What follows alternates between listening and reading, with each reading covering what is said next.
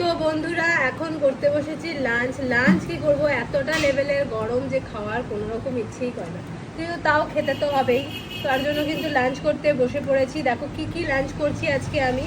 Rice তো রয়েইছে, এখানে কিন্তু কাঁকরোল ভাজা রয়েছে, আর এখানে শশা রয়েছে, একটু গরমে শশা না খেলে হবে না। আর এখানে কিন্তু পাতলা মাছের ঝোল, মাছগুলো কিন্তু আমার বর ধরে আনছে নদী থেকে, তো সেই মাছের ঝোলই এখানে করা হয়েছে। আর এখানে কিন্তু পাতলা করে মুসুর ডাল রয়েছে, আর এইখানে দেখো সয়াবিন আলু দিয়ে খুব সুন্দর একটা সবজি রয়েছে। তো এই হলো আজকের আমার লাঞ্চ থালি। তো এখন আমি খাবো, খেয়ে তারপর যাবো দোকানে। তো আমার লাঞ্চ থালিটা আজকে তোমাদের কেমন লাগলো অবশ্যই বলো কমেন্টে। তো চলো আসবো নেক্সট ভিডিও নিয়ে। আর তার আগে এই সয়াবিনটা তোমাদেরকে একটু খেয়ে বলি যে কেমন হয়েছে। বেশ বড় বড় করে পেঁয়াজ দিয়ে বানিয়েছে, এটা দেখতে খুবই সুন্দর এবং ইয়াম লাগছে দেখতে। এই দেখো,